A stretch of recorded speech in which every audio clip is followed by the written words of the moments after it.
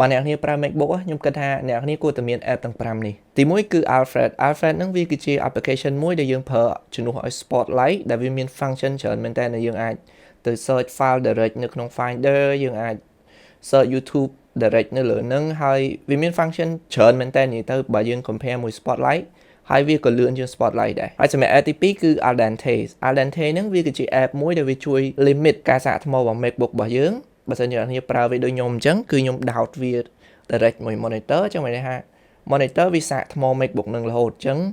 វាអាចនឹងឆាប់ខូចថ្មអញ្ចឹងហើយ app ហ្នឹងវាអាចជួយ limit ការសាកថ្មរបស់យើងទៅតាមចំនួនភាគរយដែលយើង set អាច75 80ឬក៏85សម្រាប់ app ទី3គឺមានឈ្មោះថា CleanShot X ដែលវាជាកម្មវិធី screenshot ក៏ដូចជា screen recorder នៅលើ Mac ហើយអ្នកនាងប្រហែលជាឆ្ងល់ថាបើ Mac របស់យើងវាមានfunction screenshot ក៏ដូចជា screen recorder នឹងហើយអីហេតុអីបើយើងត្រូវការ CleanShot X គឺវាស្រួលប្រើមែនតើបើសិនជាយើង compare វាទៅជាមួយនឹង default របស់ Mac របស់យើងហើយបើអ្នកចង់ដឹងអាចទៅសាកប្រើបានសម្រាប់ app ទី4គឺមានឈ្មោះថា Better Display ដែលខ្ញុំគិតថាអ្នកប្រើ Mac ទាំងអស់អត់ចាំបាច់ install វាទេខ្ញុំមិនដឹងថា explain ទៅមិនទេគ្រាន់តែដឹងថា Mac OS គឺអត់ optimize សម្រាប់ 4K monitor ទេអញ្ចឹងគឺអ្នកនាងត្រូវការ Better Display ដើម្បី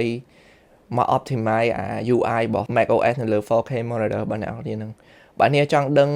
ព័ត៌មានលម្អិតតាក់ទងនឹងបញ្ហាហ្នឹងខ្ញុំនឹងដាក់ link នៅខាងក្រោមដើម្បីឲ្យអ្នកទៅមើល YouTube video ហ្នឹងទៅអ្នកយល់ហើយសម្រាប់ app ទី5ខ្ញុំគិតថា underrated ជាងគេសម្រាប់អ្នកប្រើ Mac ហ្នឹងគឺ Brave browser ខ្ញុំមិនដឹងថាអ្នកនាងចូលចិត្ត Chrome ប៉ុណ្ណាទេតែសម្រាប់ខ្ញុំរយៈពេល2ឆ្នាំដែលខ្ញុំប្រើ Brave browser មកហ្នឹងខ្ញុំមានអារម្មណ៍ថាវាលឿនវាមាន function ច្រើនហើយពេលអ្នកនាង switch ពី laptop មួយក៏ពី computer មួយទៅ computer មួយទៀតគឺវាស្រួលក្នុងការ transfer data មែនតើ